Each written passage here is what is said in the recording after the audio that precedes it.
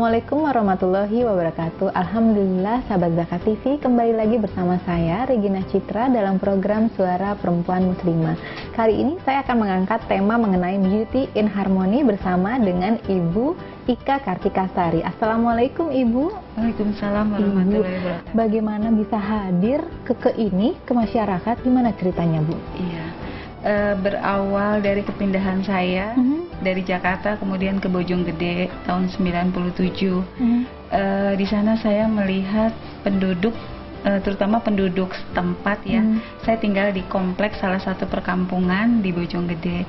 Saya lihat mereka tidak mempunyai mata pencarian yang tetap.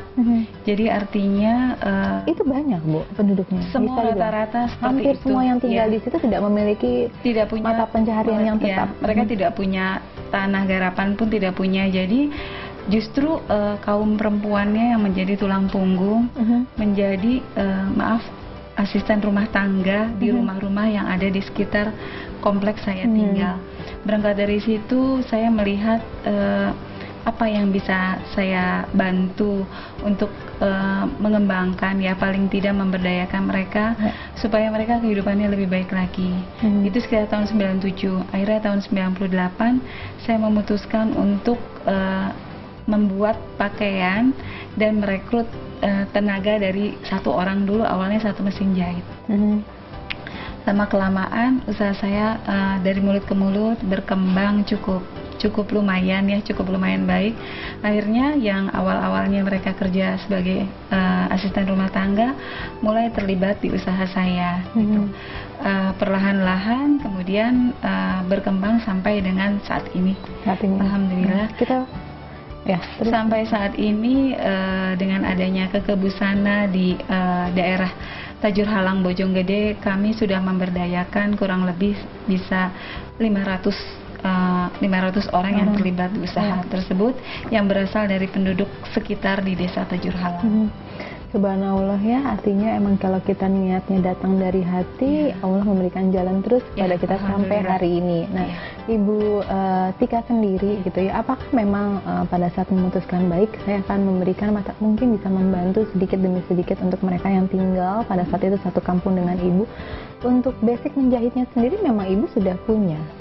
Tidak. Background saya adalah saya lulusan dari Fakultas Hukum Universitas di Bandung ya. Kemudian saya pun saat itu masih bekerja. Saya sebagai asisten direksi salah satu perusahaan distribusi di Jakarta, di Kuningan ya. Tetapi saya keprihatinan saya karena memang perempuan-perempuan di daerah Desa Tajur Halang sebagai tulang punggung keluarga, di mana saya lihat mungkin sudah budaya yang ada di sana, justru kaum lelakinya kurang bapak rumah tangga. Iya betul seperti itu. Jadi saya pun kondisinya masih bekerja karena kondisi waktu itu saya di Bojonggede, tentunya transportasi yang paling efektif adalah pakai kereta. Jadi saya itu bukan sekedar ada ibaratnya nggak pernah ngelihat matahari, itu saya alami bertahun-tahun karena saya mesti berangkat sekitar jam 5 subuh dan saya pulang ke rumah itu bisa jam 10 malam gitu. Dan setelah itu saya mulai mengerjakan konveksi. Saat itu mungkin karena didorong dengan keinginan saya untuk membantu ya, saya biasa tidur tuh jam 3 pagi dan saya jam 5 harus udah berangkat lagi ke kantor gitu. Tapi karena saya memang ada niat di hati saya yang insya Allah ya, yang waktu itu tekad saya untuk membantu, akhirnya bisa terlaksana gitu. Akhirnya Ibu melalui proses juga tahapan untuk belajar menjahit. Ibu lalui itu ya. Berapa lama ya waktu itu? Kebetulan saya sejak SMP memang senang pelajaran yang berhubungan dengan prakarya dulu zaman saya itu ada prakarya seperti itu. Jadi untuk hal-hal yang seperti itu saya hobi ya. Saya juga suka mencuri-curi lah dulu kalau ibu saya pakai mesin jahit, saya juga coba-coba pakai ya. Sebenarnya basic menjahit saya punya dan saat itu saya mempekerjakan masih satu orang ya. Di tahun 98 itu dengan satu mesin jahit yang saya beli bekas, saya ingat sekali di belakang stasiun Pasar Minggu. Saya beli second seharga 350.000 ya. Dari situ saya mulai ngerekrut satu orang dan alhamdulillah berkembang.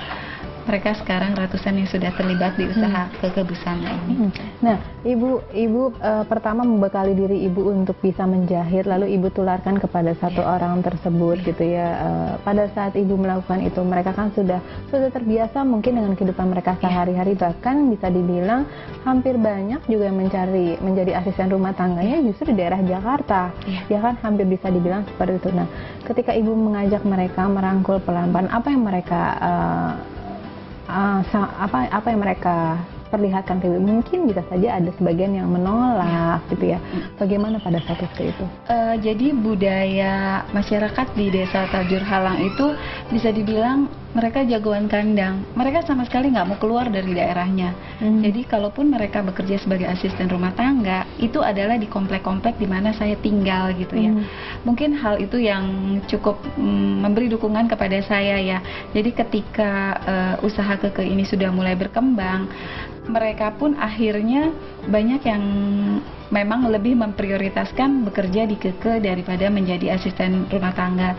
Karena memang taraf pendidikan anak-anak dan remaja di Desa Tajur Halang itu untuk yang lulusan SMP itu bisa dihitung dengan jari. Jadi rata-rata mereka lulusan SD ya. Dan alhamdulillah saya juga mendidik mereka tentunya dengan budaya yang jauh ya. Maaf saya katakan bahwa mereka lebih mendidik. Iya, betul ya. Mereka bukan kaum intelektual dan susah gitu ya. Susah sekali mendidik mereka seperti itu, tapi saya alhamdulillah ya, saya memang niat dengan hati ya. Akhirnya sekarang untuk hal-hal yang bersifatnya teknis itu di Keke sendiri seperti kepala produksi, kepala praproduksi, kepala distribusi itu adalah mereka-mereka yang hanya lulusan SD dan SMP. Jadi saya punya keyakinan bahwa mereka kurang beruntung aja, mereka tidak mendapatkan kesempatan untuk jenjang pendidikan yang lebih baik, tapi alhamdulillah keyakinan saya mereka ini sebenarnya kurang beruntung saja, tetapi secara kemampuan mereka bisa gitu. Dan nyatanya sampai dengan sekarang ini Keke berkembang berkat andil mereka juga. Jadi dengan tadi 500 orang ya, 500.000 orang yang sudah terlibat. Nah, saya juga akan menanyakan kepada Ibu bagaimana prosesnya dari mulai menjahit yang konveksi ini benar-benar akhirnya bisa di pasaran, tapi setelah yang satu ini ya. Sahabat Zakat TV, jangan kemana-mana, kita akan kembali setelah yang satu ini.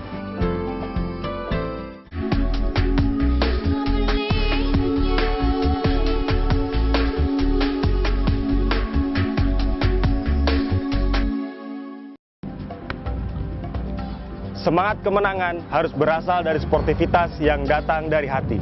Saya Bawang Pamungkas, saya zakat di Dompet Duafa. Keluarga adalah sumber inspirasi saya. Kehangatannya datang dari hati. Saya Inneke Koesherawati, saya zakat Dompet Duafa. Berbagi memudahkan rezeki, karena datang dari hati. Saya Ipo Santosa, zakat di Dompet Duafa. Dompet Duafa.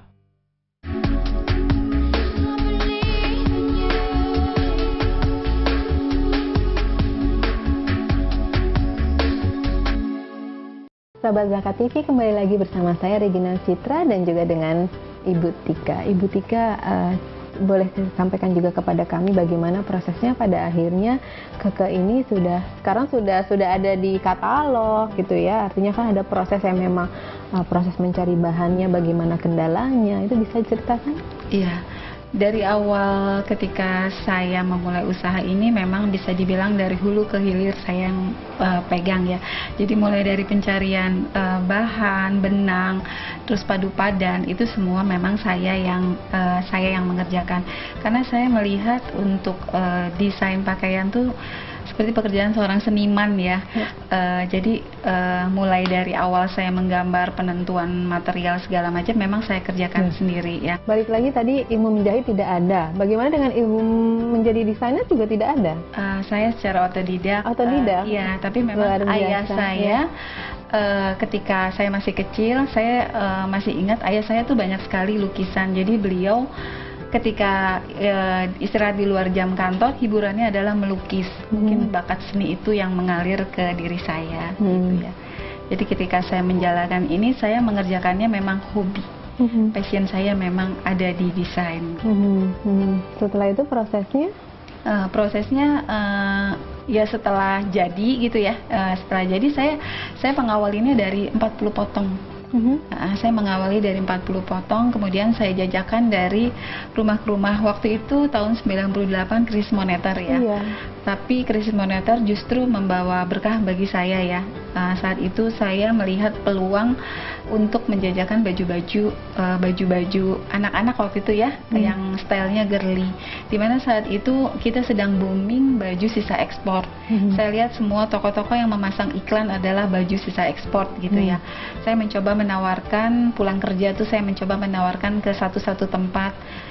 Semuanya ditolak ya, dengan alasan satu, saya nggak punya brand, kemudian juga stylenya berbeda banget gitu ya. Tapi saya ingat kalau dari sisi marketing, hal yang berbeda itu justru yang menjadi daya tarik ya. Akhirnya saya mencoba meyakinkan, saya coba titip dulu aja. Saya titip dulu, konsinyasi nggak apa-apa. Itu pun nggak gampang proses itu. Akhirnya mereka mau menerima, dan lambat laun dari mulut ke mulut banyak sekali yang minta permintaan produk saya. Awalnya dari situ. Awalnya dari situ sampai akhirnya sekarang ini sudah ada pekerja selama 500, sebanyak 500 dan sudah memiliki mesin konveksi yang tidak beli second lagi mungkin ya. Alhamdulillah ya. Ya. Alhamdulillah ya. Sampai akhirnya juga sekarang Keke Busana ini sudah ada di beberapa departemen store mungkin. Jadi gini, Keke Busana ketika memang konsep awal yang dipasarkan oleh saya adalah menggunakan jaringan distributor seluruh Indonesia. Jadi kami mempunyai mitra distributor dari Aceh sampai Papua di seluruh Indonesia, di mana kami hanya berhubungan dengan para distributor. Sedangkan para distributor mempunyai agen dan agen sendiri mempunyai dealer ya. Kalau kita kumpulkan semua jaringan yang sudah terlibat di Keke, itu ya bisa dibilang lebih dari 5.000 jaringan yang sudah terbentuk gitu. Alhamdulillah. Kalau bisa dibilang satu hari itu untuk pakaian yang sudah jadi bisa terproduksi ya. Kami rata-rata produksi 2.000 dalam waktu satu hari dengan pekerja 500 orang. Ya, kurang lebih. Kami juga bermitra dengan garmen-garmen ya, karena memenuhi permintaan pasar juga kapasitasnya kurang memadai ya. Jadi perlahan insya Allah kedepannya saya bisa punya pabrik yang memang betul-betul bisa menampung semua kapasitas produksi sesuai dengan permintaannya. Nah, balik lagi tadi ya, Ibu Tika yang menggambar gitu ya, terus kayak gitu. Nah, untuk kayak mencari bahan gitu, ada kendala-kendala yang terjadi nggak kalau kita bicara masalah dunia garment? Awal-awal memang sulit ya, kita namanya orang baru usaha ya. Terutama di bidang permodalan ya tentunya ya. Jadi mereka juga menganggap kalau orang baru tuh riskan sekali ya. Dan ya saya punya keyakinan kalau kita tekad kuat gitu, ada jalan gitu. Berasal dari yang kecil, saya mulainya juga dulu beli bahan meteran ya, sampai akhirnya sekarang bukan saya yang menghubungi mencari bahan lagi, tetapi pabrik-pabrik yang alhamdulillah sudah menghubungi saya dengan fasilitas pembayaran yang kompetitif. Nah, untuk penjualannya sendiri masih tadi melalui distributor ya? Kita menggunakan sistem distributor seluruh Indonesia, di mana masing-masing area ditetapkan berapa target dan kuota yang harus dipenuhi, tentunya berdasarkan dari survei pasar yang ada. Tapi kalau misalnya kita lihat ya, sekarang ini sudah meraih sedikit demi sedikit gitu ya, terus meningkat. Tapi kan pasti Mbak Tika juga pastikan Bu Tika juga merasakan titik di mana yang memang mungkin menurun seperti itu ya.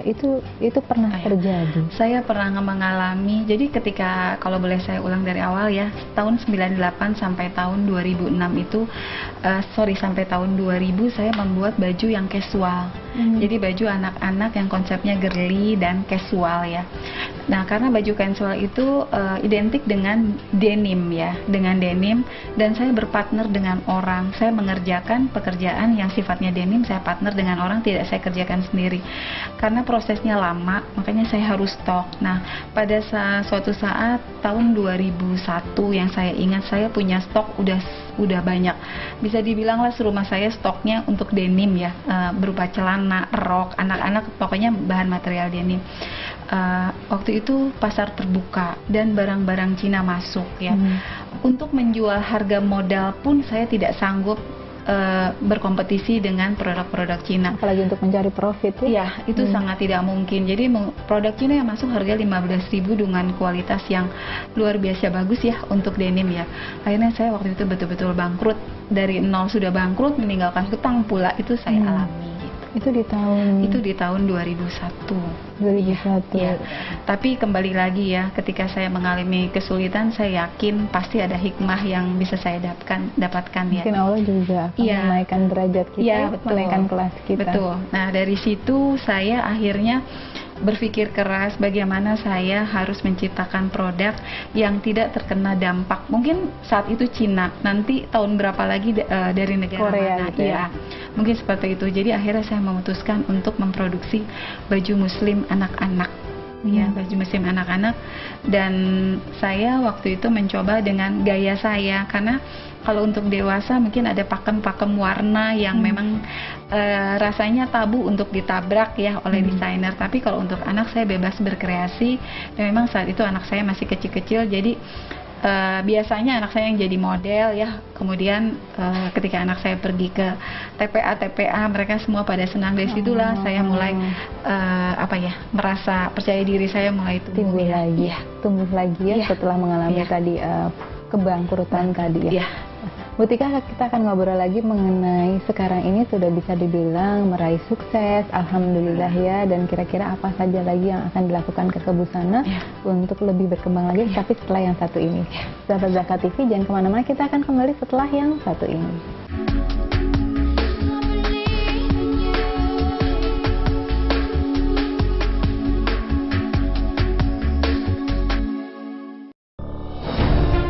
Ketika keindahan dunia merebak keselarasan, berbagi kemesraan. Ketika sejuta tangan merangkai kebahagiaan dalam kehidupan yang harmoni. Ketika zakat Anda wujudkan indahnya dunia.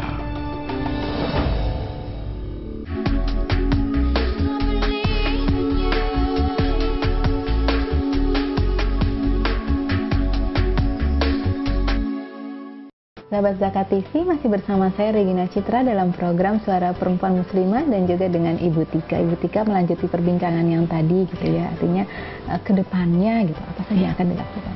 Iya. Jadi sejak tahun 98 sampai 2006 bisa dikatakan saya mengerjakan semuanya sendiri, dari hulu ke hilir saya kerjakan sendiri. Tetapi saya juga sadar, saya juga mesti harus mengikuti perkembangan ya. Oleh karena itu sejak tahun 2006 itu ada, kemudian itu masih saya kerjakan sendiri sampai tahun 2013 ya. Kemudian mulai tahun 2014 saya melakukan transformasi di mana saya merekrut tenaga-tenaga muda yang memang tidak bisa saya rekrut dari masyarakat di sekitar Bojonggede di Desa Tajur Halang, karena memang harus ada keilmuannya ya. Saya merekrut tenaga-tenaga di bidang marketing yang mereka akan memikirkan bagaimana pola marketing ke depannya untuk mengantisipasi sekarang kan sosial media itu kan turut sangat banyak sekali dipergunakan sebagai salah satu ujung tombak dari marketing ya. Kedepannya saya mulai merekrut mereka dari sejak akhir 2013 ya, dan alhamdulillah kelihatan gitu ya, kami juga sudah mulai berpartisipasi di event yang sifatnya nasional. Salah contohnya adalah kemarin kami partisipasi menjadi sponsorship di IBF di Istora Senayan ya. Kemudian juga kami mulai memasuki stasiun-stasiun TV untuk menjadi salah satu tempat promo ya, menjadi betul. Bagian dari promo. Ya. Di samping itu kami juga memasarkan dengan memasarkan produk juga melalui hal yang sifatnya menjadi inspiratif, bisa menjadi inspiratif orang banyak. Seperti halnya misalnya saya dengan usaha yang sebesar ini, saya tetap masih mempekerjakan mereka-mereka yang hanya lulusan SD misalnya gitu ya. Karena saya yakin mereka hanya kurang beruntung ya. Mudah-mudahan kedepannya banyak perusahaan-perusahaan khususnya muslim ya, usaha-usaha muslim yang tidak menganggap sebelah mata untuk mereka-mereka yang kurang beruntung tadi, tidak mendapatkan pendidikan yang lebih tinggi ya. Jadi kalau bisa dibilang untuk hal-hal yang sifatnya teknik yang berada di seputar produksi, itu bisa dibilang saya 90% mereka ada yang mungkin yang nggak sekolah, yang nggak bisa baca juga. Itu banyak sekali yang seperti itu. Terlepas dari itu semua, artinya Kekebusana juga pasti kan berusaha untuk terus berkembang ya. Dan pasti ada secara internal ada beberapa hal yang memang mungkin melakukan satu perubahan. Untuk pola marketingnya sendiri bagaimana? Untuk pola marketing yang tadi saya ceritakan tadi bahwa kita melakukan pemasaran melalui melalui hal-hal yang bisa dijadikan inspiratif orang banyak, yang akhirnya bisa secara emosional ya orang akan terlibat untuk di brand Keke sendiri gitu ya. Misalnya kami juga mulai seperti kami terbitkan majalah gitu ya. Di situ juga kami, ini bagian dari pola marketing. Ya, di situ juga kami mengulas ini loh kepala produksi kami ini hanya sekolah sampai segini. Dalam majalah gitu ya. ini tidak hanya produk, tapi ada profil-profil juga yang diangkat di balik dari para pekerja Kekebusana. Yang insya Allah bisa menjadikan inspiratif dan mengangkat brand itu sendiri. Jadi ada ikatan emosional ketika orang membeli produk Keke, turut membantu gitu ya. Ada nilai sosial yang juga ditanamkan ya kepada para customer yang nantinya jadi pelanggan tetapnya dari Kekebusana. Selain itu ada lagi? Iya, selain itu kami mulai untuk mengaktualisasikan kegiatan sosial kami, memberdayakan masyarakat. Kami mendirikan Yayasan Keke Berdaya, di mana Keke Berdaya ini, di mana Keke Berdaya ini merupakan motor dari pemberdayaan masyarakat yang ada di sekitar ya. Kedepannya ini program yang paling dekat adalah kami akan mulai memberdayakan masyarakat untuk mereka beternak kelinci dan bertani buah naga ya. Di samping itu juga kami akan membuka plasma-plasma jahit yang ada tersebar di seluruh desa Tajur Halang gitu ya. Tentunya hal ini tidak gampang ya. Artinya memerlukan proses ya, karena saya lihat memang budaya yang ada di desa Tajur Halang ini untuk kaum lelakinya agak susah untuk move ya, untuk bergeraknya ya.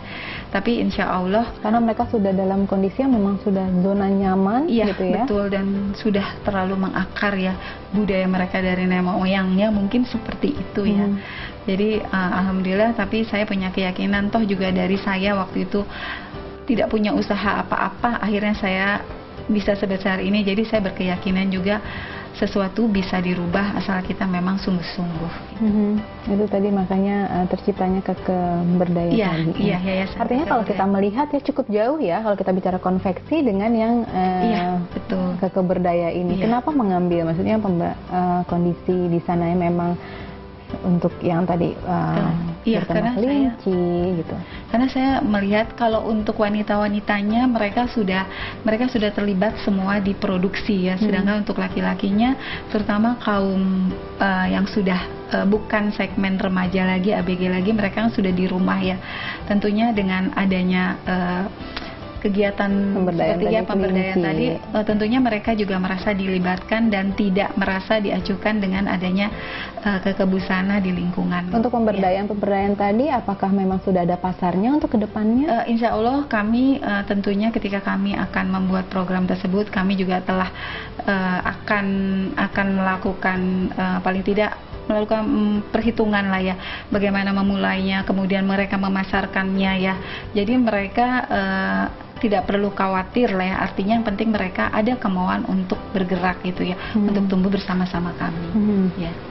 Satu lagi yang salah satu dari Yayasan Keke Berdaya yang kemarin baru saja diresmikan oleh Ustadz Yusuf Mansur adalah Rumah Tahfiz Darul Mansur Keke Berdaya ya, dimana ini adalah saya membidik sasaran terutama untuk anak-anak balita ya, anak-anak balita, dan tidak menutup kemungkinan anak remaja dan kaum ibu. Artinya untuk ibu-ibu sendiri mungkin saya akan memberikan pelatihan misalnya membuat kue atau menyulam atau dan lain-lain, dan disinergikan dengan mereka bisa menghafal Al-Quran juga gitu ya. Jadi paling tidak balance lah nanti mereka juga secara yang saya lihat, karena di Desa Terjun Haleng itu mereka kurang bisa beribadah dengan sepenuh hati, mungkin karena keperluan mereka, perutnya belum selesai gitu ya. Insya Allah kedepannya kalau memang sudah berjalan, urusan perutnya udah selesai, kedepannya mereka akan lebih mudah lagi diajak untuk untuk beribadah. Ya. Insya Allah mudah-mudahan kebesarannya semakin sukses.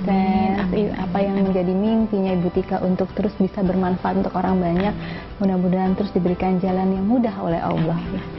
Dan insya Allah di lain kesempatan kita bisa berbincang lagi. Terima kasih. Sahabat Zakat TV, demikianlah perbincangan saya dengan Ibu Tika mengenai Beauty in Harmony. Insya Allah minggu depan kita akan kedatangan narasumber dengan tema yang berbeda. Wassalamualaikum warahmatullahi wabarakatuh.